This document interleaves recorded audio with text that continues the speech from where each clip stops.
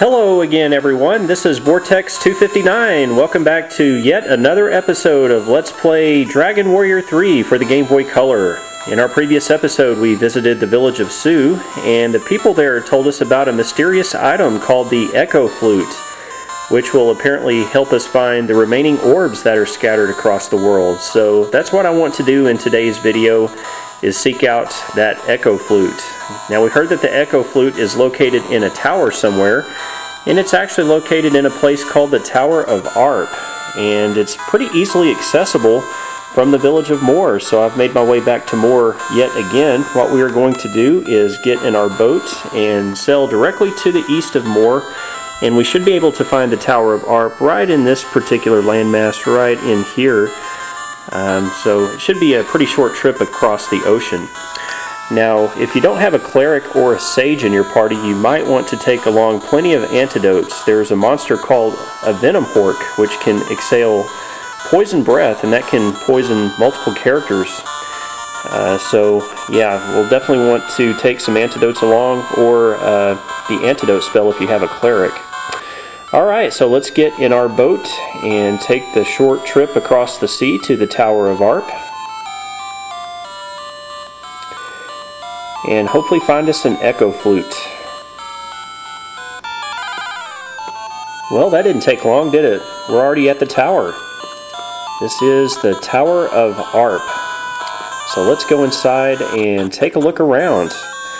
Now, I think I actually mentioned at the end of our previous video that I was going to do some level grinding, but I think I'm actually going to be okay at level 24, at least for Hero Glenn and Pete. Of course, Matt's lower level at level 18. We should be fine at those levels. Most of the monsters we're going to find in here we've already met before, such as Kill Armors, Sting Moths, the Venom Horks. There's really only one new enemy, I think, that's in here that I'll probably demonstrate. We'll probably run into it pretty quick. So from the entrance, what we're going to do is just head straight to the north, and we'll find a door right away. So we want to go through this door.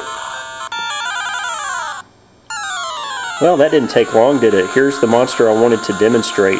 This is called the Eliminato, or I believe it was called the Eliminator in the NES version, but I guess they didn't have enough room to put an R at the end of the Eliminato, so we'll just go with Eliminato in this case. They can cast the stop spell in addition to some pretty strong physical attacks, and we've got a kill armor, of course, with it, so I'm just going to have Pete try to beat the kill armor and have everybody else focus their attacks on the Eliminato.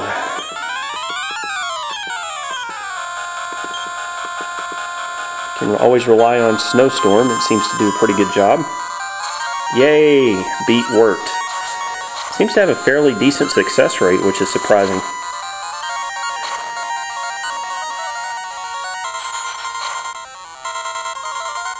Okay, yep, it's going to try to cast Stop Spell. And of course, it only works on my mages instead of my warriors. Oh well. It's almost a goner anyway. There you go. Good job, Pete. 292 experience points and 186 gold coins. Alright, from here we can go either west or east. I guess I'll just take the east path. They're going to both end up in the same place. I tell you what, that new bolt staff that I found in the village of Su comes in very handy. Basically a free Firebane spell, which does a pretty good job. Don't have to worry about losing MP. The only problem is it says it shoots out bolts of lightning, but the animation is flames, which doesn't really make sense, but oh well, at least it's a nice item to have. Okay, let's continue to the north here. We find another door which we'll go through. The random encounter rate's going to be fairly high in this tower, so keep that in mind. Okay, we've got yet another big door we can open. Well, I got to fight 3 Venom Horks and 2 Blue Beaks in that battle.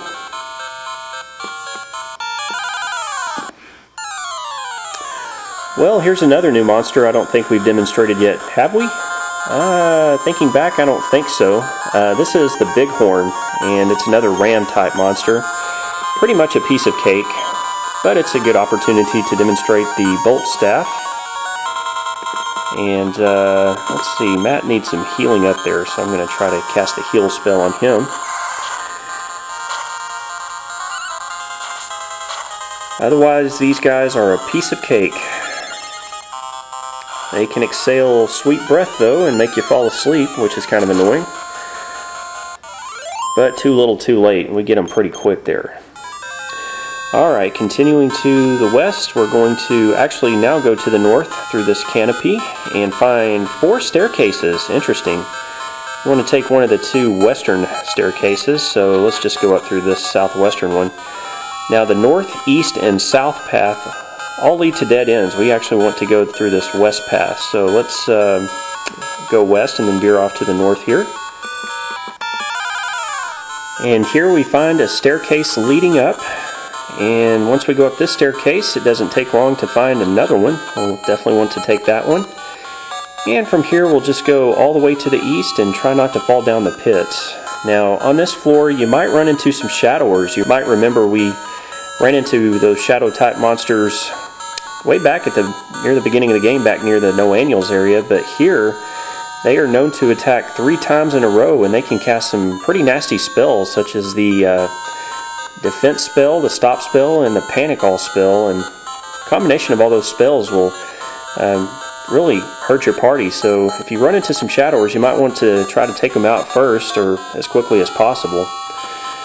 Anyway, let's keep going to the east here and back up these stairs, and we find ourselves on a floor with more tight ropes, just like we found in the Garuna Tower. There's actually 3 treasure chests we can pick up in this room. I'm actually going to only pick up 2 of them. So we'll just start off by going to the southwestern corner of the room, and being very careful not to fall down, we'll just go south. And here we'll find our first treasure chest. Any guesses what's in here? Well, if we open it up and see, we are going to get the Love Ring. Now, when you equip the Love Ring, that's going to increase one character's intelligence by 15 points, and it will also give them the Kindly personality. And that Kindly personality is pretty good. You can get a decent bonus to your intelligence when you equip that. So, anyhow, Matt is currently equipped with the intelligence specs, but I was thinking about going ahead and giving that to Pete. Now, he's currently equipped with the Starry Bracelet, but he has the highest agility out of everyone. His agility is 124. With the Starry Bracelet equipped, it will be 62, I believe, without it equipped. So we might as well give him a bonus to his intelligence. So let's pass that on down to Pete and give that a try for him for a while. So he'll now have an intelligence stat of 87. Alright, there's another treasure chest waiting for us in the wings, so let's just navigate around. So, what do you think is going to be in this treasure chest? Well, if we open it up, we are going to find another Tiny Metal. Tiny Metal number 44, if my count is still correct. Very nice. Alright, well there's one more chest, and that chest is located in the southeastern corner of the room, but I'm not going to bother getting it because it is another Canna Box, and I really don't want to take the chance of having the beat spell cast upon me. So, yeah, I think I'm just going to avoid that Canna Box there. Well, there's no staircases around here, so how do we get down to find the Echo Flute? Well, let's go ahead and take this tightrope back up to the top. In case you haven't noticed, the random counter rate in this room is very high. Alright, well, the trick to get down to the area where the Echo Flute is from the staircase. You want to go to the west, and we'll just go down this tightrope a couple of spaces.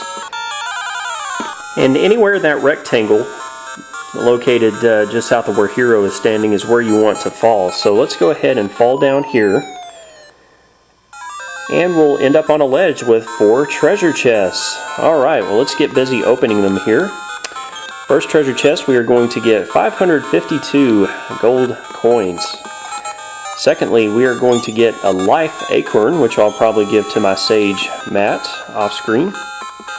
Being careful not to fall, we'll open up our third chest, and inside we'll get Tiny Metal number 45. Well, that only leaves one more chest. So inside this chest, we are going to get what we came for, the Echo Flute. Now we will be able to apparently finds when orb is in the room by using that Echo Flute. There was actually an Echo Flute in Dragon Warrior 2 which would help you find the seals, so they reused that in this game. Well, it looks like I'm already out of time for this episode today. I hope you found this video useful and enjoyable. Thank you for watching today's episode. This has been Vortex 259. We'll see you again next time.